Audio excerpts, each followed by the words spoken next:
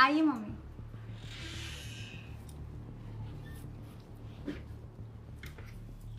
अरे अरे अरे अरे अरे। माँ आइए मेरी। हाँ तो इस बुड्ढी को कहाँ अंदर घुसा रही हो तुम? हाँ, तमीज से बात कीजिए, मम्मी है मेरी वो। मैं तमीज से बात करूं? मम्मी है तो क्या हुआ? मैं इनकी आरती उतारूं, पूजा करूं इनकी? हाँ, पागल हो गए हैं आप? हाँ, क्या बोले जा रहे हैं आप? अरे मम्मी है वो।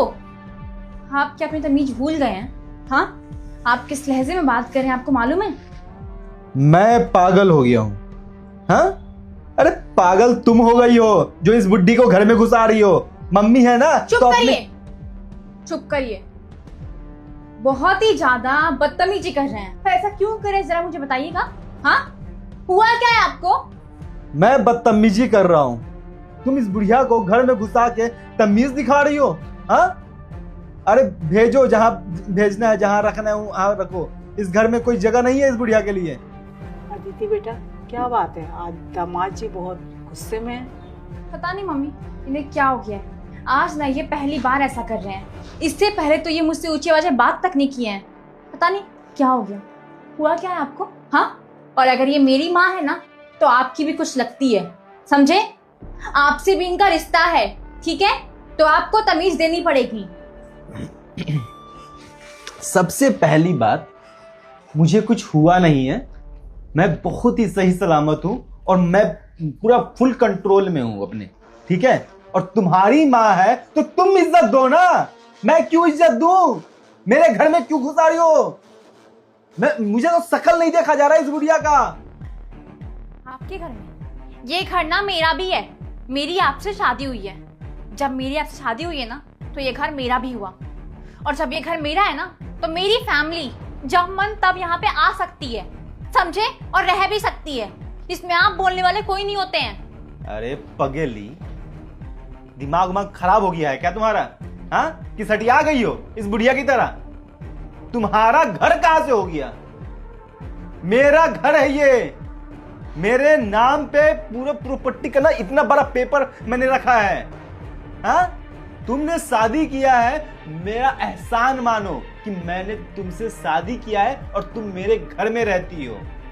तो मैं जिसे चाहूं उसे अपने घर में रख सकता हूं और मैं हरगिज नहीं चाहता कि ये बुढ़िया मेरे घर में रहे, समझे? हुआ क्या है आपको? हाँ, इतनी घटिया घटिया बातें कैसे कर रहे हैं आप? ये मेरी मम्मी है, समझे? और अगर आपको बात नहीं करनी है ना तो मत कीजिए, पर मुझे ना इनसे बातें करनी है। तो एक काम कीजिए, आप यहाँ से उठ के जाइए रूम में। मुझे इनसे बात करनी है। और ये घर मेरा भी है तो मेरी माँ ना यहाँ पे रह सकती है। मुझे ना आपके परमिशन की जरूरत नहीं है, समझे?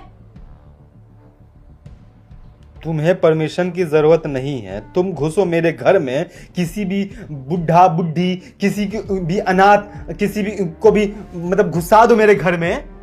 अब तुम मेरे से परमिशन नहीं लोगी मेरे घर में घुसाने से पहले। हाँ, देख अदिति, एक चीज मैं बोल देता हूं और ये बात ना अपने भेजे में घुसा ले। अगर तुमको पर्सनली किसी इंसान से बात करना है, चाहे वो तुम्हारी माँ हो, चाहे वो तुम्हारा बाप हो, चाहे वो तुम्हारा भाई हो, तो उसके पास जाओ, उसके घर जाओ और वहां जाके उससे बातें करो, ठीक है? अगर उससे भी ज्यादा जरूरत है और उसके पास घर नहीं है और तुम उससे बातें करना चाहती हो तो किसी होटल में जाओ, किसी अनाथ आश्रम में जाओ, वहां पे ले जाओ उनको और वहां बैठ के दिन भर बातें करो। मैं क्यों बस करूं? तुम किसी को भी मेरे घर में घुसा दो, मैं बस करूं?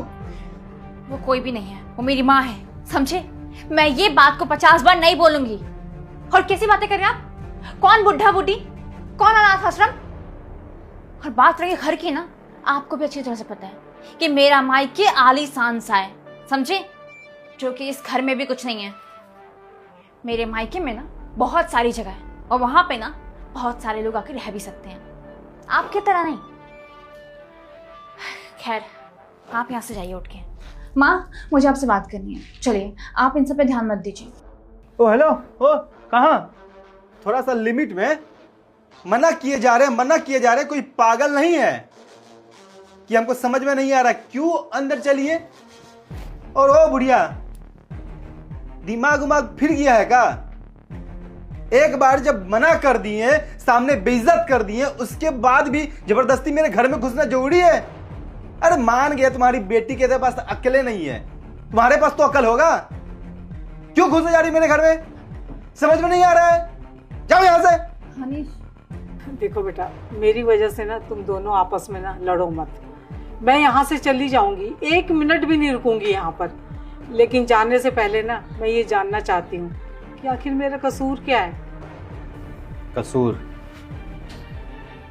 कसूर पूछिए आप अपनी बेटी से कि आखिर मैं जो कर रहा हूं आपके साथ वो क्यों कर रहा हूं। कहते हैं ना, कर्मा जीवन का चक्र है, घूम कर आता ही आता है। कुछ याद आ रहा है या याद दिलाऊं अभी मैं तुम्हें? दीदी वो ना मम्मी पापा। हाँ हाँ पता है मुझे, आपके माँ बाप आए हैं। क्या करूं मैं? ओह अच्छा, नौकरानी बनना है ना, चलो नौकरानी बन जाती हूँ, है ना। मेरी बात सुनिए, मुझसे ना एक भी काम नहीं होगा। जिस पैर से वो आए हैं ना, उसी पैर से उन्हें बोलिए यहां से दफा हो जाए। मैं ना उनसे बिल्कुल नहीं मिलूंगी, वरना मुझे उनसे बात करनी है। कोई इंटरेस्ट नहीं है मुझे उनसे बात करने में, समझे? धीरे बोलो, सुन लेंगे वो। सुनाने के लिए ही बोल रही हूँ मैं, ताकि उनके कानों में ना मेरी आवाजें जाए, समझ में आए कि जब मन तब किसी के घर पे ना मुंह उठाकर नहीं जाना चाहिए। ये कोई ना धर्मशाला नहीं है कि यहाँ मुंह उठा करके जब मन तब आ जाए, समझे? अदिति बस करो, मेरे मम्मी पापा हैं।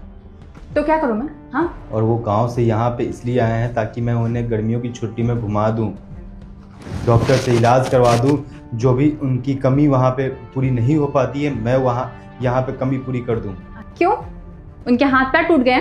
हाँ, या फिर उनके गले से खाना नहीं निकल रहा है, या फिर वो कुछ दिनों के मेहमान हैं? हाँ, मेरी बात सुनिए, उन लोगों को ना मैं बिल्कुल भी नहीं देखना चाहती हूँ, बिल्कुल भी नहीं। अरे प्राइवेसी नाम की कोई चीज होती है, प्राइवेसी मतलब उनको समझ में नहीं आता। हाँ, पर्सनल टाइम हस्बैंड वाइफ को देना चाहिए, लेकिन नहीं। एक बात बताइए, मैं गांव से शहर क्यों आई थी? इसलिए ना ताकि हम दोनों एक साथ टाइम स्पेंड कर सके। लेकिन नहीं, आपके माँ बाप ना बहुत महान है, वो लोग ना यहाँ पे भी आ गए। वो लोग चाहते क्या बोलोगे, मुझसे बहुत प्यार करते हैं। एक्चुअली में सच में बहुत प्यार करते हैं, तभी तो मुझे ना एक पल के लिए भी अकेला नहीं छोड़ रहे हैं। अब मेरी बात ना कान खोल के सुनो, अपने माँ बाप को ना स्टेशन छोड़ के आओ, ठीक है? आपकी बेटी ने क्या कुछ किया था मेरे मम्मी और पापा के साथ? गांव से चल के मेरे मम्मी पापा शहर को आए थे मेरे पास रहने के लिए, मेरे साथ रहने के लिए। कुछ दिन रह लेते दिल्ली में, मैं उनको थोड़ा सा दिल्ली घुमा देता, इस शहर को थोड़ा सा अनुभव करा देता। मगर आपकी बेटी ने क्या जहर उगला था मेरे मम्मी पापा के लिए, क्या कुछ नहीं किया था। पूछिए अपनी बेटी से। कोई सास ससुर क्या चाहता है? अगर मैं जा रहा हूं अपने बेटे के पास गांव से शहर, तो थोड़ा सा घूम लूंगा, थोड़ा सा शहर को देख लूंगा। अगर उसकी शादी हो चुकी है तो उसकी जो बीवी होगी वो मेरी आरती उतारेगी। मगर आपकी बेटी ने क्या संस्कार दे रखा है अपनी बेटी को?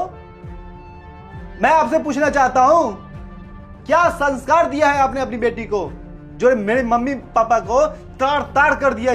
पता नहीं क्या कुछ नहीं उनके मुंह पे सुनाई है आपकी बेटी ने। आज इसे एहसास हो रहा है जब आपको मैं इतना बुरा भला बोल रहा हूं। तो देखिए मम्मी जी, मुझे माफ कीजिए, मैं हाथ जोड़ के आपसे मैं माफी मांगता हूं। मैं आपके पैर भी पकड़ के आपसे माफी मांगता हूं। मगर मम्मी, मेरे अंदर आज जो जहर भरा था ना, और जो जहर आपकी बेटी के कारण भरा था, वो जहर आज मेरे मुंह से निकला है।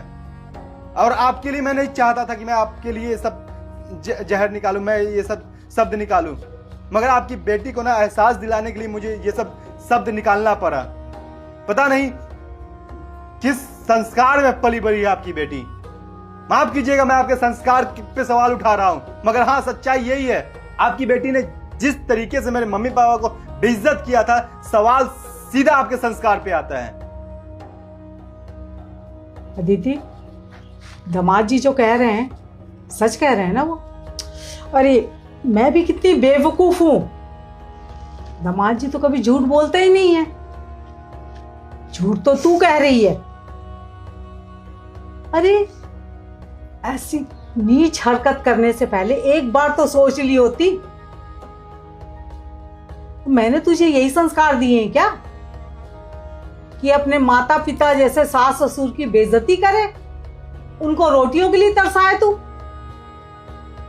तेरी इस नीच हरकत की वजह से ना आज मैं दामाद जी के आगे ना आंख उठा के देख नहीं पा रही हूं। शर्मिंदा हूं बहुत ज्यादा। मैंने तुझे ऐसे संस्कार तो नहीं दिए थे ना। बेटी जो होती है ना 18-20 साल तक अपने मायके में रहती है, उसके माँ बाप उसको अच्छे संस्कार देते हैं, सिखाते हैं, और उस बेटी का ना शादी के बाद उसका असली घर जो होता है ना उसका ससुराल होता है, जहां वो अपनी पूरी जिंदगी बिताती है। अपने अच्छे कर्मों से उस घर को ना स्वर्ग बना देती है वो लड़की। अपने सास ससुर की सेवा करती है।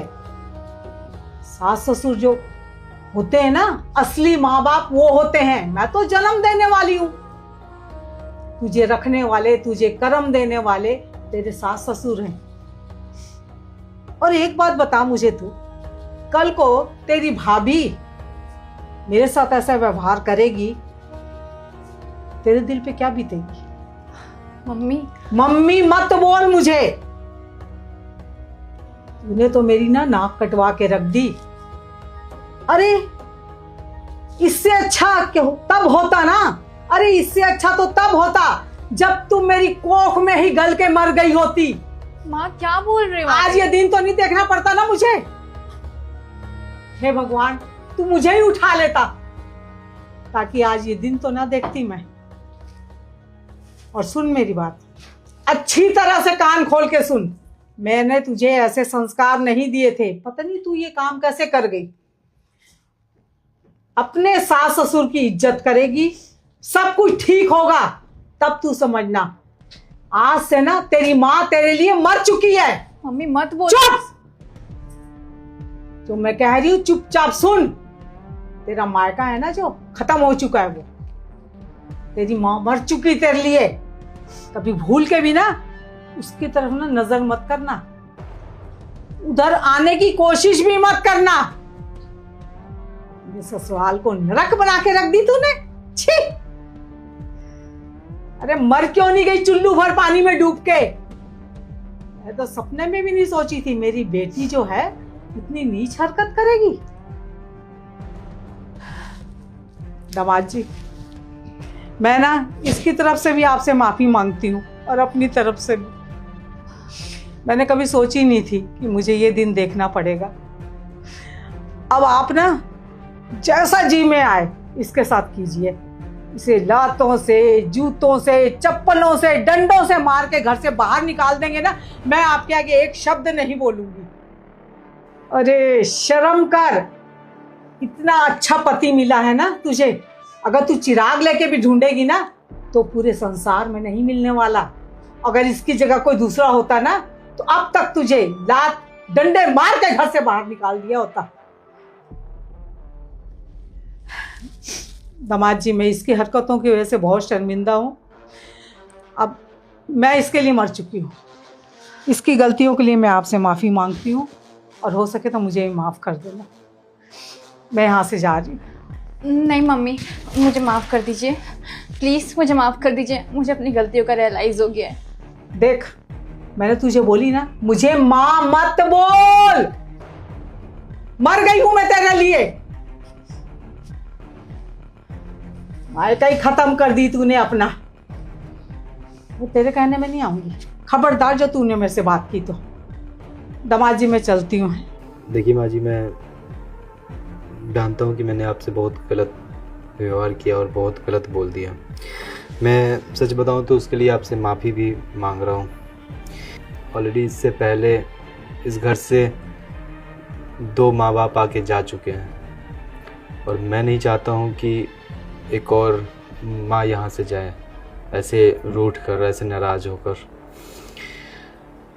मैंने गलती की है और इसका कारण मैंने बताया भी कि मैं इसे एहसास दिलाने के लिए मैं ये आपके साथ बदतमीज़ी कर रहा था, मगर मेरी गलती के कारण आप मुझे माफ़ करें।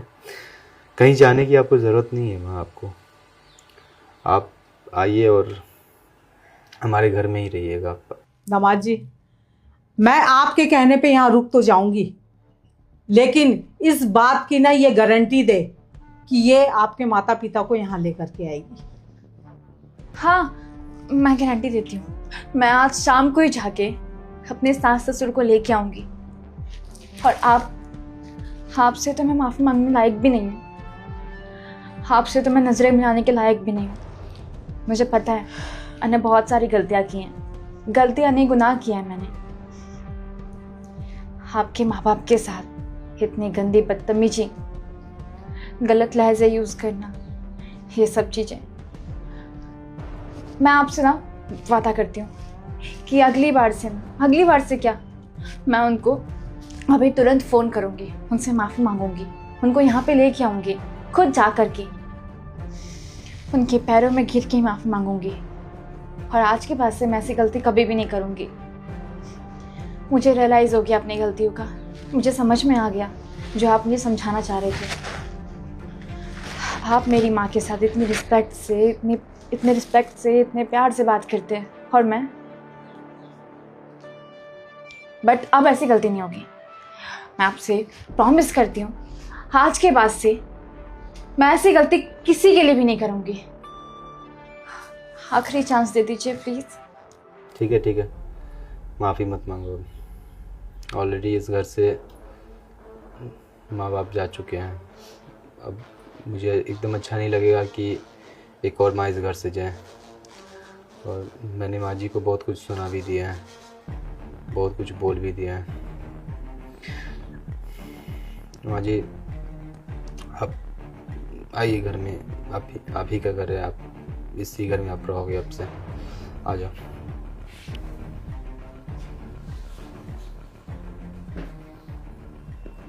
और तुम जाओ, कुछ नाश्ते वास्ते का इंतज़ाम करो, नाश्ते पानी का।